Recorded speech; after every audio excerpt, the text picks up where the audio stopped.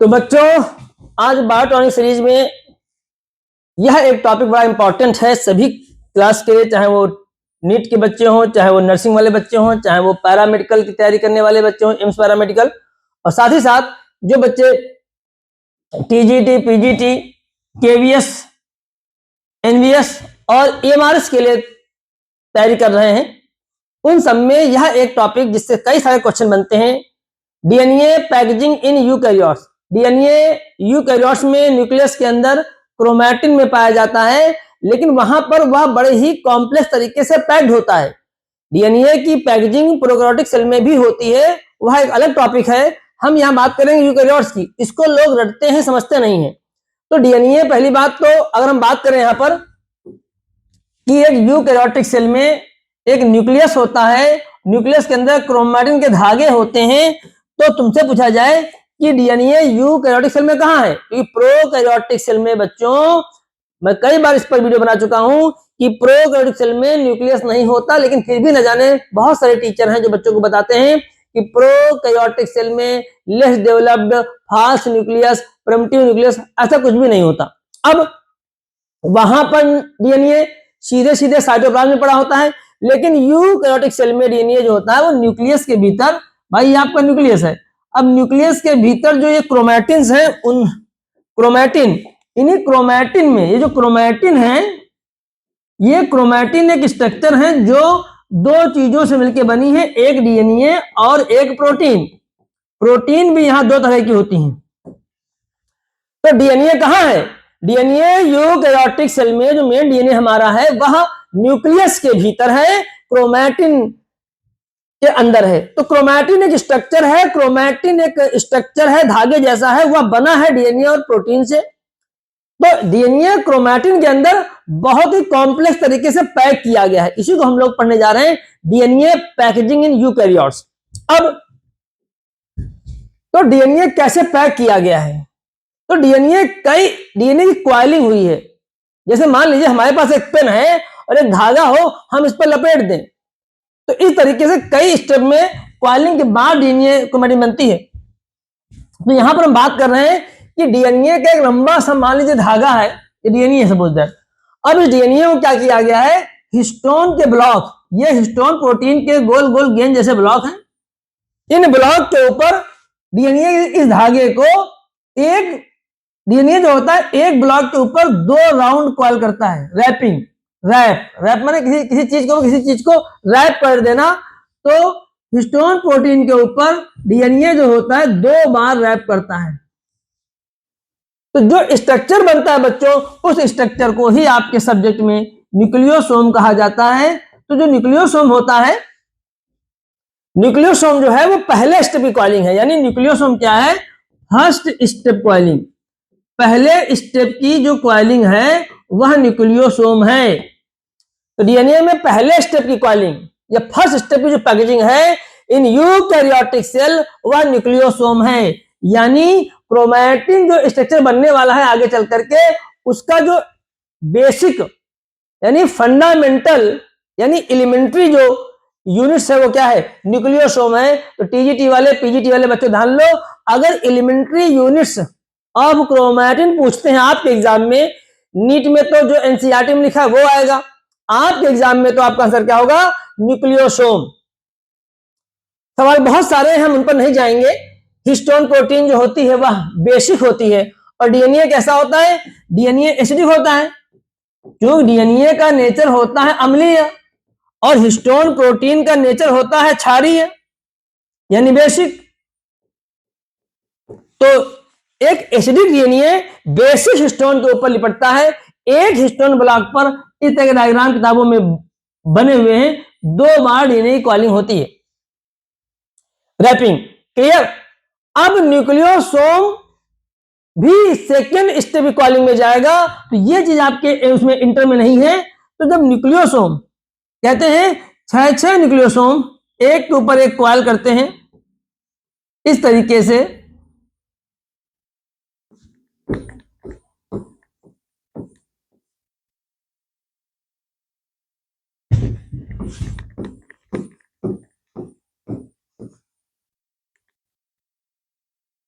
तो जो अगला सेकेंड स्टेप की कॉइलिंग जो है, समझे भाई, केवीएस वाले बच्चे, इमाइस वाले बच्चे, टीजीटी वाले, वो इसको हम लोग बोलते हैं सोलेनॉइड मॉडल।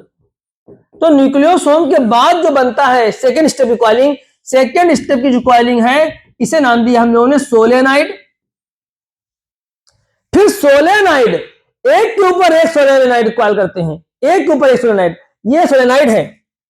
पहले न्यूक्लियोसोम, फिर सोलेनाइड मॉडल, फिर सोलेनाइड में भी एक के ऊपर एक कॉइलिंग होती है और तब बनता है बेटा सुपर सोलेनाइड। और सुपर सोलेनॉइड को ही हम लोग क्या बोलते हैं, क्रोमैटिन बोलते हैं। तो 3 स्टेप हो गए, ये हो गया थर्ड स्टेप की कॉइलिंग। तो डीएनए हिस्टोन प्रोटीन के साथ रैप होता है उसके ऊपर और तब बनता है मोतियों की माला जैसी संरचना, बी डाउन स्ट्रिंग बोलते हैं उसको अंग्रेजी में, न्यूक्लियोसोम। न्यूक्लियोसोम के बाद सोलेनाइड, सोलेनाइड के बाद सुपर सोलेनाइड, सुपर सोलेनाइड ही क्रोमैटिन है। अब तुम हमें यह बताओ बच्चों, क्या इस तरह की पैकेजिंग प्रोकैरियोटिक सेल में होती है? एक बड़ी ही अच्छी बात मैं तुमसे पूछूंगा कि जब प्रोकैरियोटिक सेल में ना न्यूक्लियोसोम बनता है, ना इस तरह की पैकेजिंग होती है, तो फिर हम ये भी तो कह सकते हैं कि प्रोकैरियोटिक सेल में क्रोमैटिन होते नहीं है। और जब क्रोमैटिन नहीं होते हैं तो हम क्रोमोसोम कहां से बना लेंगे? इसका मतलब कि प्रोकैरियोटिक सेल में क्रोमोसोम नहीं होते। हाँ, यह अलग बात है बच्चों कि सिंगल जो डीएनए वहां पाया जाता है उसको हम क्रोमोसोम की तरह कह सकते हैं, लेकिन एक्चुअल क्रोमोसोम जो होता है वह क्रोमैटिन से बनता है। और क्रोमैटिन कैसे बनी? आपने देखा कि क्रोमैटिन बनने के लिए 3 स्टेप की कॉइलिंग हुई है। पहले डीएनए हिस्टोन के साथ रैप किया, बना न्यूक्लियोसोम, फर्स्ट स्टेप की कॉइलिंग। फिर न्यूक्लियोसोम, सेकेंड स्टेप कॉइलिंग क्या बना? सोलेनॉइड बना, जिसमें मैंने बताया कि 6 न्यूक्लियोसोम एक ऊपर एक कॉइल करते हैं। फिर कई सोलेनॉइड मिलकर बनाते हैं सुपर सोलेनॉइड, और वही होता हमारा क्रोमैटिन का धागा, जो सामान्य माइक्रोस्कोप से तो धागा जैसा दिखता है, लेकिन जब हम इलेक्ट्रॉन माइक्रोस्कोप से देखते हैं तब हमको ये सब नजर आता है। जब तक इलेक्ट्रॉन माइक्रोस्कोप नहीं बना था जब तक इलेक्ट्रॉन माइक्रोस्कोप नहीं बना था तब तक हम ये बात जान ही नहीं पाए थे, क्योंकि इलेक्ट्रॉन माइक्रोस्कोप से ही आप ये देख सकते हो, आप सामान्य माइक्रोस्कोप से नहीं देख सकते। तो हम जो आपको पढ़ा रहे हैं आज कि यूकैरियोटिक सेल में डीएनए पैक्ड होता है, उसकी बड़ी वेरी कॉम्प्लेक्स पैकेजिंग मैंने यहां पे लिखा हुआ है। सबसे पहले डीएनए का जो स्टैंड होता है वह हिस्टोन ब्लॉक के ऊपर रैप होता है। यह डीएनए है, फिर एक हिस्टोन ब्लॉक, फिर दूसरा हिस्टोन ब्लॉक, दोनों हिस्टोन ब्लॉक को जोड़ने वाला भी डीएनए ही है। इसको हम लोग बोलते हैं लिंकर डीएनए। क्या बोलते हैं? Linker DNA. तो दो हिस्टोन ब्लॉक को जोड़ने वाले डीएनए को क्या बोला जाता है? Linker DNA. सवाल बहुत सारे हैं। एक हिस्टोन प्रोटीन जो होती है, ये जो हिस्टोन का ब्लॉक होता है, यह 8 हिस्टोन से मिलकर बना होता है, ऑक्टामर कहते हैं, और 4 तरह की हिस्टोन होती हैं। तो यह सवाल नीट में तो नहीं आएंगे, लेकिन आपके एलटी ग्रेड में, जीआईसी में, टीजीटी में, पीजीटी में वहां आ सकते हैं कि एक हिस्टोन जो ऑक्टामर होता है उसमें 4 तरह की हिस्टोन पाई जाती है। उनके नाम होते हैं H2A, H2B, H3 और H4। इस तरह के सवाल आपके आ सकते हैं। तो हमें सिर्फ बहुत समान तरीके से समझना है कि एक स्टेप की कॉइलिंग, ये पहला स्टेप, फिर दूसरे स्टेप में सोलेनाइड, फिर तीसरे स्टेप में सुपर सोलेनाइड, फिर बनता है क्रोमैटिन। और जब यही क्रोमैटिन के धागे न्यूक्लियस में जो पाए जाते हैं, जब डिवीजन शुरू होता है तो न्यूक्लियस की न्यूक्लियर मेम्ब्रेन गायब हो जाती है और क्रोमैटिन के धागे ही क्या बन जाते हैं बच्चों? क्रोमोसोम बन जाते हैं। तो क्रोमोसोम किससे बनता है? क्रोमैटिन से।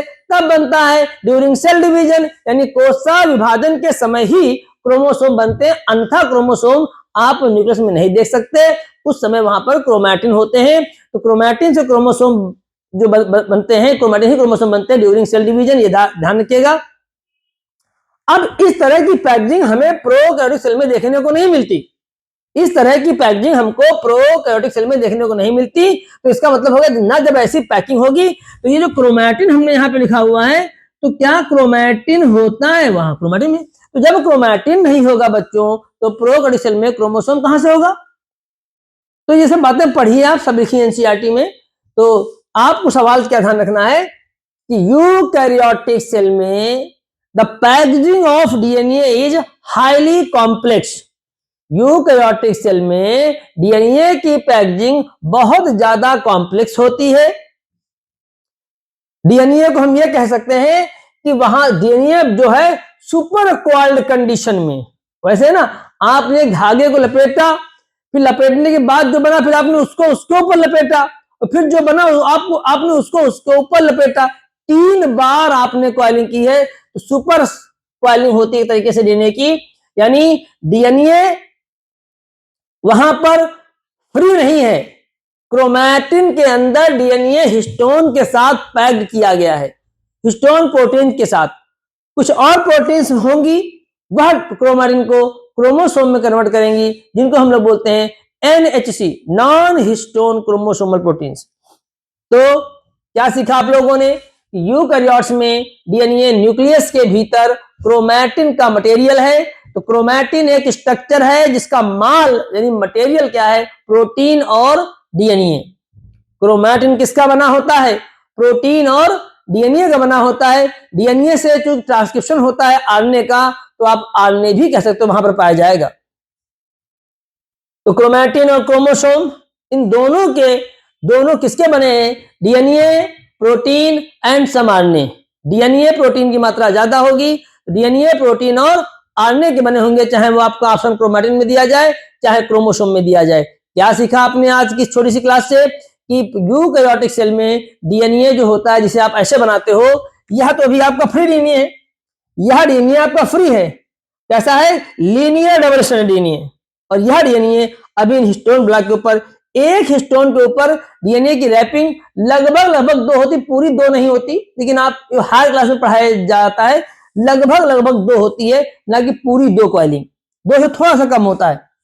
एक गेंद लो, गेंद के ऊपर मान लो यहां पर कोई गेंद हो, और ये मान लीजिए हमारा हिस्टोन का ब्लॉक है, सपोज दैट ये हिस्टोन का ब्लॉक है, सपोज दैट मिल भी गया हमको, यही पड़ा था ये। अब इसके ऊपर हमें डीएनए को लपेटना है, तो लगभग 1.25 मान के चलिए कॉइलिंग जो होती है। तो इसी को, इस स्ट्रक्चर को हम लोग क्या नाम देते हैं? Histone protein with DNA. Histone protein यदि कभी डायग्राम बनाना हो तो ऐसे आप डायग्राम बनाएंगे। ये हिस्टोन का ब्लॉक है, और इस हिस्टोन ब्लॉक पर एक बार डीएनए ऐसे गया, ठीक है, फिर 2 बार डीएनए ऐसे गया। तो ये जो 2 बार डीएनए की कॉइलिंग 2 टर्न्स, इसको सिंपल भाषा में क्या लिखा जाता है? 2 turns of DNA. 2 turns of DNA. इस स्ट्रक्चर को, ये जो बना स्ट्रक्चर है, यहां पर एक एक्स्ट्रा हिस्टोन भी होती, बताएंगे भी आपको हम। इसे हम लोग बोलते हैं न्यूक्लियोसोम। क्या बोलते हैं? न्यूक्लियोसोम। अब आगे फिर एक हिस्टोन आएगा। यहां पर डीएनए का जो सर्किट, जो डीएनए का फंदा लगाया आपकी सिंपल भाषा में, सामान्य भाषा में, घरेलू भाषा में, आपने गेंद के ऊपर जो धागा लपेटा, फिर अगले गेंद पे लगा, तो यह धागा कैसे रुकेगा यहां पर? तो उसको रोकने के लिए एक एक्स्ट्रा प्रोटीन लगा दी जाती है, H1। एक एक्स्ट्रा प्रोटीन होती है H1। खुद ये हिस्टोन, खुद एक हिस्टोन जो है वो 4 तरह की हिस्टोन प्रोटीन से बना है, और हर हिस्टोन के 2-2 मॉलिक्यूल हैं। तो हिस्टोन ब्लॉक जो होता है उसमें 8 मॉलिक्यूल होते हैं, हिस्टोन के 8 मॉलिक्यूल्स होते हैं। हालांकि प्रकार जो होते हैं वो 4 होते हैं, 4 टाइप्स की हिस्टोन होती हैं, हर हिस्टोन के 2 मॉलिक्यूल होते हैं, ठीक है। H2A, H2B, H3, H4, ठीक है। H2A, H2B, सिंपल पढ़ा रहे हैं, H3 और H4 सबके 2-2 मॉलिक्यूल होंगे। H1 जो है इसमें नहीं आएगी, H1 अलग है। तो अब तो तुम ये भी सवाल कर ले जाओगे बच्चों, टीजीटी वालों, पीजीटी वालों, कि आपका ये भी सवाल हो जाएगा कि कौन कौन सी हिस्टोन प्रोटीन्स होती हैं। तो याद करो, H2A, H2B, H3, H4, और सबके 2-2 मॉलिक्यूल होंगे। तो हिस्टोन जो, इसको हम लोग बोलते हैं हिस्टोन कोर। क्या बोलेंगे? तो जो हिस्टोन का कोर है ये ऑक्टामर है। ऑक्टामर का मतलब हो गया 8 मॉलिक्यूल है इसमें हिस्टोन के। कितने मॉलिक्यूल हैं? 8 मॉलिक्यूल्स हैं हिस्टोन के। लेकिन उसमें हिस्टोन कितने प्रकार की हैं? 4 टाइप्स की हिस्टोन प्रोटीन्स हैं। 4 टाइप्स हिस्टोन प्रोटीन्स हैं वहां पर, उनके नाम पूछ सकते हैं। हालांकि नीट में नहीं पूछेंगे क्योंकि एनसीईआरटी में नहीं दिया गया है। तो न्यूक्लियोसोम ऐसे बना। ऐसी कोई भी पैकेजिंग प्रोकैरियोटिक सेल में नहीं होती। वहां पर डीएनए जो होता है साइटोप्लाज्म में, वहां भी कुछ प्रोटीन्स हैं जिनकी हेल्प से वह लूप के फॉर्म में पाया जाता है। अब पढ़िए एनसीईआरटी, अब पढ़िए कोई बुक्स, बहुत ही क्लियरली लिखा हुआ है। तो दिमाग से बात निकालिए कि प्रोकैरियोटिक सेल में न्यूक्लियस होता है। कितनी क्लासेस मैंने ली हैं अब तक अपने जीवन में, और यह समझाने का प्रयास किया है कि भैया प्रोकैरियोटिक सेल में न्यूक्लियस नहीं होता। वेल डिफाइंड, डिफाइंड डेवलप नहीं बेटा, well defined nucleus absent in prokaryotic cell as NCERT. वहां पर पैकेजिंग भी कितनी आसान है, यहां पे कितनी टफ पैकेजिंग है। पहले न्यूक्लियोसोम बना, फिर सोलेनाइड बना, फिर सुपर सोलेनाइड बना। तो भाई देखो, इस छोटे से लेक्चर से हमने आपको बहुत सारी बातें समझाने का प्रयास किया। लेक्चर छोटे होते हैं, बातें बहुत गहरी बताई जाती हैं आपको हमारे द्वारा। कोई भी बच्चा किसी भी क्लास का है, देखो ये जो टॉपिक हम लेकर के आते हैं, ये उन टॉपिक को लेकर के आते हैं जो नर्सिंग एग्जाम में आ सकते हैं। अब जब नर्सिंग एग्जाम आप देने जा रहे हैं, वहां भी नीट में भी ये सवाल आएंगे, एम्स पैरामेडिकल देने जा रहे हैं आपको, वहां भी सवाल मिलेंगे। उसके बाद जितने भी एग्जाम हैं ये टीचिंग वाले, TGT, PGT, KVS, NVS, MRS, LT grade, GIC. अब देखिएगा एग्जाम जब आप पेपर देने जाएंगे 17 जनवरी को, एलटी ग्रेड का हो सकता है आज के इस लेक्चर से क्वेश्चन मिल जाए आपको। हो सकता है जीआईसी के पेपर में आज के लेक्चर से एक सवाल रखा हो। अभी अभी मैंने बताया कि अगर वो आपसे पूछते हैं कितने तरह की हिस्टोन होती हैं हिस्टोन ब्लॉक में, 4 तरह की, उनका नाम पूछ सकते हैं। ऑक्टामर होता है, न्यूक्लियोसोम नाम किसने दिया, किसने खोजा, ये तो फिर आपके अलग क्वेश्चन हो गए, उनको हम यहां नहीं बताते। हम आपको बेसिक भी क्लियर कर दिए हैं कि यूकैरियोट्स में डीएनए की पैकेजिंग वेरी कॉम्प्लेक्स होती है, वेरी कॉम्प्लेक्स। तो पहले स्टेप की पैकेजिंग जल्दी बोलो, न्यूक्लियोसोम। दूसरे स्टेप की पैकेजिंग सोलेनॉइड। तीसरे स्टेप की पैकेजिंग सुपर सोलेनॉइड। और सुपर सोलेनॉइड ही हमारा क्या है, क्रोमैटिन है। भविष्य में क्रोमैटिन भी और ज्यादा पैक्ड होकर के क्या बनाएगा, क्रोमोसोम बनाएगा। लेकिन यह काम होता है केवल सेल डिवीजन के समय। तो क्रोमोसोम कब बनते हैं, सेल डिवीजन के समय बनते हैं, जब क्रोमैटिन ही कुछ प्रोटीन की मदद से और ज्यादा कंडेंस होगी। तो ये कंडेंस और ज्यादा कंडेंस होकर के बनाएगी क्या, तो क्रोमैटिन से क्रोमोसोम बनता है बाय कंडेंसेशन। बहुत सिंपल एक वर्ड आप यूज कर सकते हो, कंडेंसेशन। क्रोमैटिन से क्रोमोसोम बनता है बाय कंडेंसेशन। अब तो हमें बता दो आखिरी बात, क्या ऐसा कुछ भी प्रोकैरियोटिक सेल में हो रहा है? और अगर नहीं हो रहा है तो फिर तुम लोग कैसे रख लेते हो कि प्रोकैरियोटिक सेल में क्रोमोसोम होता है? उस सिंगल डीएनए को हम क्रोमोसोम कह सकते हैं। इन क्रोमोसोम ऐसे थोड़ी बन जाता है। अरे क्रोमोसोम बनाने के लिए पहले क्रोमैटिन चाहिए। जब बांस ही नहीं होगा तो बांसुरी कहां से बनेगी? तो पहले क्रोमैटिन तो बनाओ, उसके बाद बनेगा क्रोमोसोम। जब ऐसा कुछ नहीं है प्रोकैरियोटिक सेल में तो कैसे कह सकते हो? हाँ, क्वेश्चन के फॉर्म में आप बोल सकते हो कि single circular double standard DNA in prokaryotic cell is known as chromosome. वो क्वेश्चन के फॉर्म में है, लेकिन एक्चुअल थ्योरेटिकल फॉर्म में आप देखोगे तो वहां पे क्रोमोसोम नहीं कह सकते हम लोग कि क्रोमोसोम एक स्ट्रक्चर है जो क्रोमैटिन से बनता है। और क्रोमैटिन कैसे बनती है, तो यहां पर आप ये भी जान लीजिए कि अगर हम आपसे पूछे कि मान लीजिए अभी उसका एलटी ग्रेड का मेंस पेपर होता है कि क्रोमैटिन का फॉर्मेशन कैसे होता है, कैसे बनती है क्रोमैटिन, तो चाहे तुम क्रोमैटिन के बनने की बात पूछो और चाहे डीएनए की पैकेजिंग पूछो, बात एक ही है, क्रोमैटिन कैसे बनती है। तो पहले बनता है न्यूक्लियोसोम, फिर बनता है सोलेनॉइड, फिर बनता है सुपर सोलेनॉइड, और तब बनती है क्रोमैटिन। तो एक तरीके से आप क्या पढ़ रहे हैं, क्रोमैटिन का formation in eukaryotic cell, prokaryotic नहीं। और आप क्या पढ़ रहे हैं, साथ आप ये भी पढ़ रहे हैं कि डीएनए पैकेजिंग इन यूकैरियोट्स। इसी टॉपिक को हम दूसरा नाम क्या दे दें, फॉर्मेशन ऑफ क्रोमैटिन। दोनों बातें सेम हैं, चाहे हम कहें फॉर्मेशन ऑफ क्रोमैटिन और चाहे हम कहें डीएनए पैकेजिंग इन यूकैरियोट्स। अब बताओ, इस छोटे से लेक्चर से बताओ कॉन्सेप्ट क्लियर हुए कि नहीं क्लियर हुए? और क्लियर हुए हैं, जब तुम यह वीडियो देखना तो कमेंट जरूर करना कि सर बहुत अच्छे से हमें समझ में आया कि किस तरीके से यूकैरियोट्स में डीएनए की पैकेजिंग होती है, या यूं कहें जो आखिर में मैंने बोला कि फॉर्मेशन ऑफ क्रोमैटिन, क्रोमैटिन जो कि न्यूक्लियस में पाई जाती हैं वह कैसे बनती हैं यूकैरियोट्स में, और साथ ही साथ प्रोकैरियोट्स वाला वो मिसकॉन्सेप्ट जो अक्सर आप सुना करते हो उसका भी कंफ्यूजन आप दूर करिए। तो आज के टॉपिक में आपने यह टॉपिक जो आपके सामने लिखा हुआ है उसको बहुत अच्छे से क्रिस्टल क्लियर आपको समझ में आ गया होगा। इसी उम्मीद के साथ हमारे चैनल को अगर सब्सक्राइब नहीं किया है तो भैया सब्सक्राइब करो और लोगों से भी कराओ। आपको ऐसे ही बहुत अच्छे अच्छे डाउट्स क्लियर करने वाले कॉन्सेप्ट मिलते रहेंगे। बायोलॉजी ट्रंक और मैं राम गोपाल अवस्थी आपको लगातार आपकी बायोलॉजी किसी भी एग्जाम्स के लिए इंप्रूव करा रहा हूं, इसी उम्मीद के साथ कि आपको हमारे पढ़ाए गए टॉपिक से क्वेश्चंस मिले और आपके क्वेश्चंस हो जाएं। ऑल द बेस्ट, चलता हूं। भारत माता की जय।